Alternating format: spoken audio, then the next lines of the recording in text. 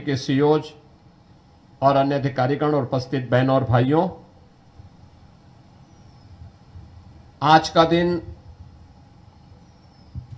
जनपद गौतम बुद्ध नगर जनपद की दृष्टि से अत्यंत महत्वपूर्ण दिन है। एक साथ इस जनपद में नोएडा, ग्रेटर नोएडा और यमुना अथॉरिटी के तत्वाधान में उत्तर प्रदेश राज्य परिवहन निगम के द्वारा 110 इलेक्ट्रिक बसेज का संचालन प्रारंभ हो रहा है। मैं सबसे पहले इस सेवा के लिए गौतम बुद्ध नगर जनपद वासियों को, वहां के जनप्रतिनिधियों को हृदय से मैं बधाई देता हूं, अपनी शुभकामनाएं देता हूं। हम सब जानते हैं कि आदरणीय प्रधानमंत्री जी ने पूरे देश को ग्रीन मोबिलिटी और सस्टेनेबल डेवलपमेंट के बारे में एक विजन दिया। प्रधानमंत्री जी का यह विजन उन वैश्विक चुनौतियों का सामना करने के लिए जो जाने अनजाने में भौतिक विकास के लक्ष्यों को प्राप्त करने के लिए दुनिया ने स्वयं प्रदान किए हैं या स्वयं का वर्चस्व स्थापित करने के लिए दुनिया पर युद्ध थोपे हैं। आज उसकी कीमत पूरी मानवता चुका रही है।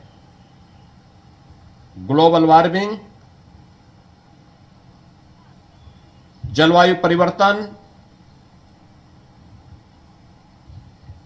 इन सब के साथ साथ पश्चिम एशिया में चल रहे गतिरोध, ये सभी चुनौतियां हैं हम सब के सामने, जिनके कारण वायु प्रदूषण की भीषण समस्या,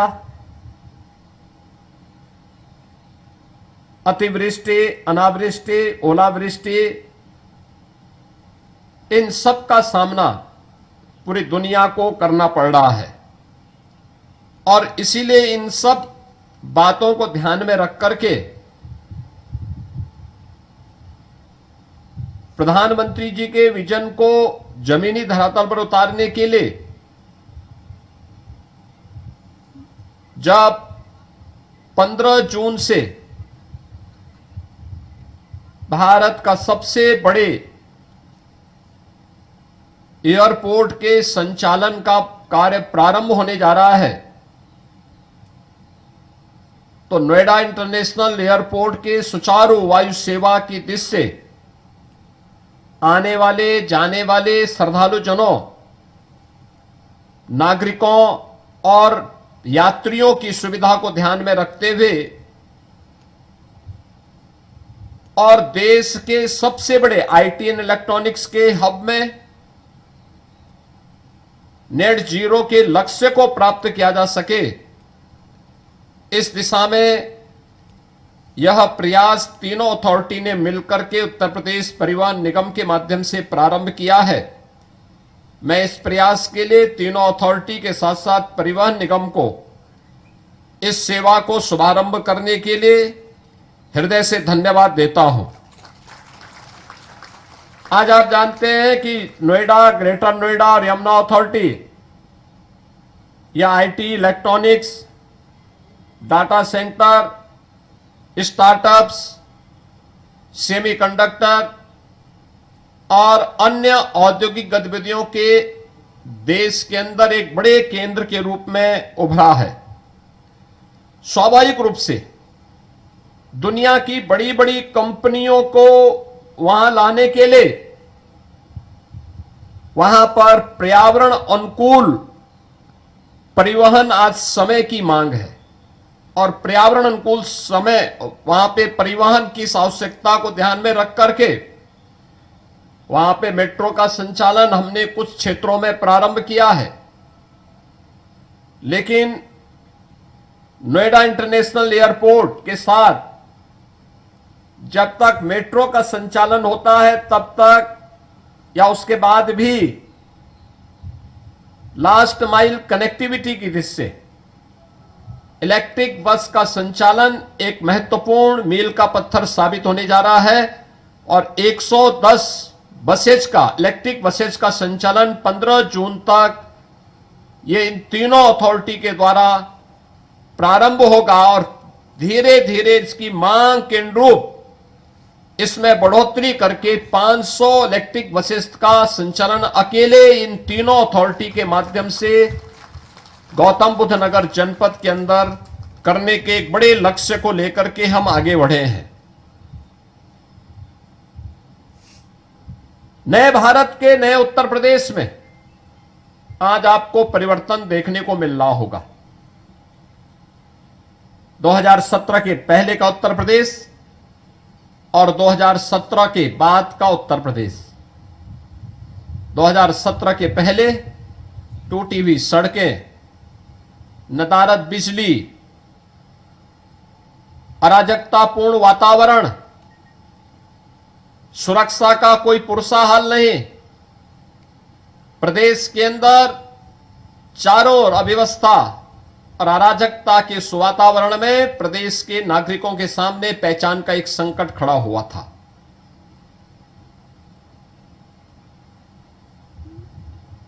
तब निवेश की बात उत्तर प्रदेश के लिए अपने आप में एक दिवा स्वप्न था।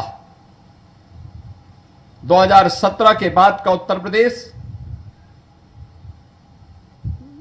वर्ल्ड क्लास रोड कनेक्टिविटी के लिए, एयर कनेक्टिविटी के लिए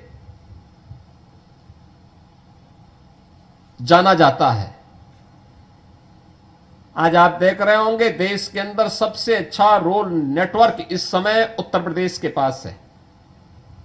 4 लाख किलोमीटर का road network, state highway, highway, expressway, inter state connectivity, ये उत्तर प्रदेश की देश के अंदर सबसे बेहतरीन कनेक्टिविटी में से एक जानी जा रही है।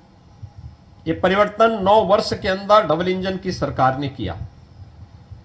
आज यूपी जो अपनी बदहाल सड़कों के लिए 9 वर्ष पहले जाना जाता था, आज वह एक्सप्रेस वे के रूप में अपनी पहचान बनाया है।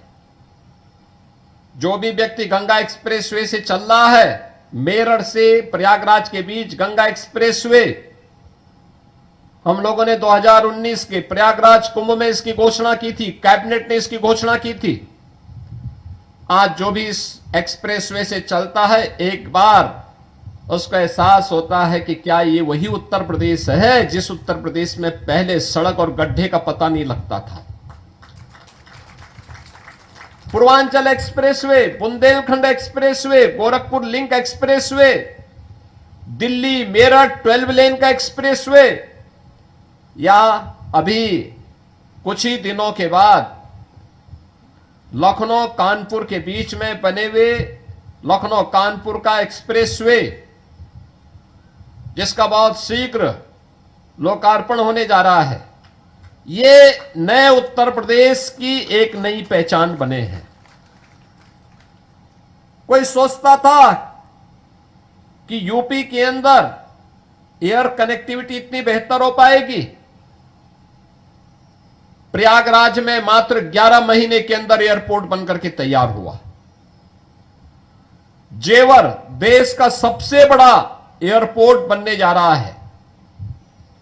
गंगा एक्सप्रेसवे देश के सबसे बड़े एक्सप्रेसवे में से जाना जा रहा है और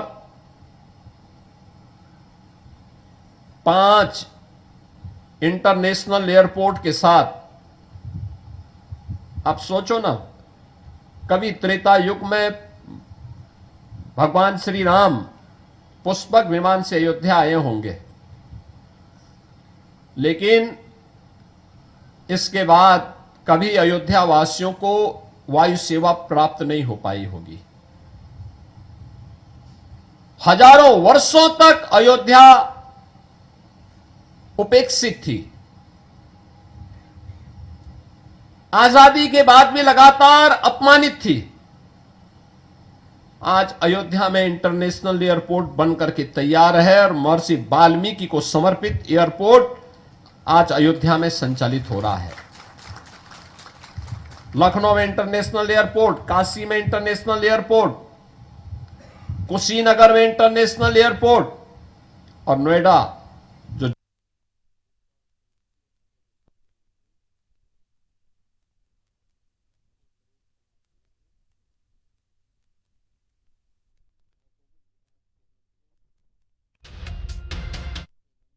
जेवर में एयरपोर्ट है, ये अपने आप में न केवल पैसेंजर के लिए बल्कि कार्गो का भी एक बहुत बड़े हब के रूप में और एमआरओ के एक हब के रूप में अपने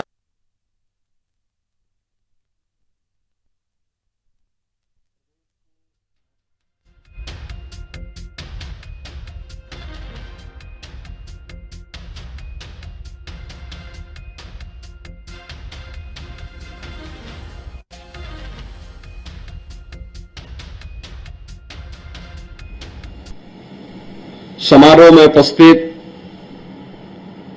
परिवहन विभाग के सभी अधिकारीगण, औद्योगिक विकास के सभी अधिकारीगण, नोएडा, ग्रेटर नोएडा और यमुना अथॉरिटी से जुड़े हुए तीनों कार्यक्रमों में उपस्थित हमारे सभी माननीय जनप्रतिनिधिगण, तीनों अथॉरिटी के सीईओज और अन्य अधिकारीगण और उपस्थित बहनों और भाइयों, यह आज की आवश्यकता है। उत्तर प्रदेश में 17 म्युनिसिपल कॉरपोरेशन में हम लोग आज के दिन पर 700 से अधिक इलेक्ट्रिक बसेज का संचालन कर रहे हैं। गौतम बुद्ध नगर जनपद इससे वंचित था और अब सरकार ने तय किया है कि वहां पर भी हम आज इस सुविधा को प्रारंभ करेंगे और 15 जून तक इस बेड़े को 110 तक पहुंचाएंगे। इसके बाद अगर डिमांड होगी तो वहां पे इस बेड़े को हम 500 तक पहुंचाने के एक बड़े लक्ष्य के साथ काम कर रहे हैं। पहले इलेक्ट्रिक बसेज जो बनती थी ये भी हमें बाहर से मंगानी पड़ती थी। अब मुझे बताते हुए प्रसन्नता है कि दो इलेक्ट्रिक बस मैन्युफैक्चरिंग के प्लांट यूपी में स्थापित हो चुके हैं। टाटा मोटर्स ने और अशोका लीलैंड ने, हिंदुजा ग्रुप ने भी लखनऊ में अपना प्लांट स्थापित करके ये सुविधा देनी प्रारंभ की है। आज मेरे लिए और भी प्रसन्नता का क्षण है कि जहां गौतम बुद्ध नगर जनपद में हम लोग इन इलेक्ट्रिक बसेज का संचालन कर रहे हैं, आज यमुना अथॉरिटी में 3 ऐसी अन्य बसेज जो हाइड्रोजन बसेज हैं उनको भी आज वहां संचालित करने जा रहे हैं। 3 ऐसी हाइड्रोजन बसेज जो वहां पर यमुना अथॉरिटी को एनटीपीसी ने उपलब्ध करवाए हैं, जिनमें ग्रीन हाइड्रोजन मोबिलिटी ये आज अभिनव उदाहरण बन चुकी है। आज ये वहां पर 3 इसका भी संचालन हो रहा है, जिसमें आप आश्चर्य करेंगे कि जो हाइड्रोजन का निर्माण हो रहा है, हाइड्रोजन में यानी जल में 2 पार्ट हाइड्रोजन का होता है, 1 पार्ट ऑक्सीजन का होता है। इसको उससे सेपरेशन की एक प्रक्रिया होती है। उस प्रक्रिया के बाद फिर उसको कंप्रेस्ड करके